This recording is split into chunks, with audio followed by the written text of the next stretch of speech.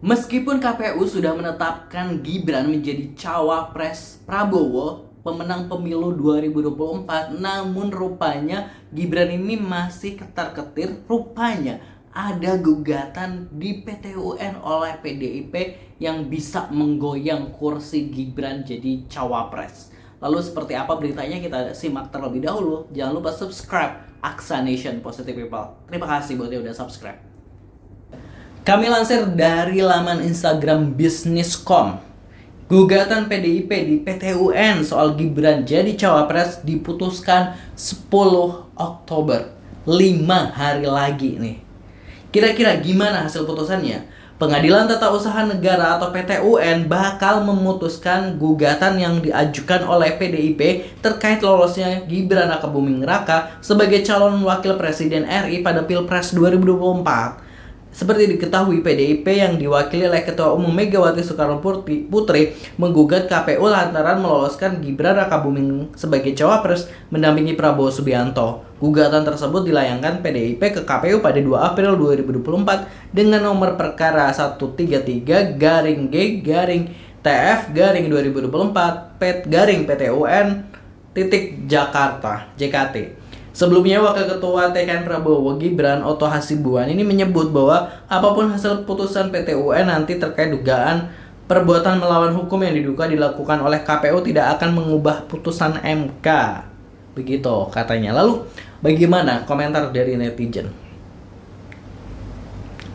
Yang setuju dianulir. Putusan MK setuju nggak bisa berubah, yang penting wapresnya please diganti, kayak mau dibawa kemana ini, muka Indonesia punya wapres problematik gitu ya, komentar aja. PDIP ini lucu, dia yang ACC awal-awalnya karena direncanakan gandeng dengan Ganjar, sekalinya sekarang dia yang nuntut, dramanya sungguh terlalu. Loh, emang gitu ya? Gibran turun ganti Ahok. Kenapa setelah menang baru digugat? Mengapa tidak dari kemarin-kemarin? Pasti karena kemarin yakin menang tapi ternyata kalah. Kalau ya fix kudeta halus, nanti Mbak Puan naik yang wapres, terus ketua DPR nanti cucunya Pak Karno yang kemarin tiba-tiba dilantik kakak. Coba Gibran jadi wakilnya di PDIP dan menang, pasti gak digugat dan kader-kadernya gak drama. Yang pasti memenangkan Gibran lah, kalau ndak malah chaos. Gak mungkin berani ambil resiko. Harusnya cucu Soekarno itu yang digugat, kalah pileg, minta kursi anggota dewan yang terpilih, dan dia pun jadi anggota dewan walau kalah pileg. Parah gitu.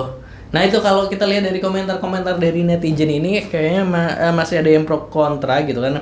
Apakah ini sinyal juga karena terkait membesarnya kasus Fufu Fafa yang diduga itu adalah Gibran Rakabuming Raka, terus apakah emang ada dorongan kepada Prabowo atau lainnya untuk menggagalkan Gibran sebagai Wapres Indonesia di 2024-2029.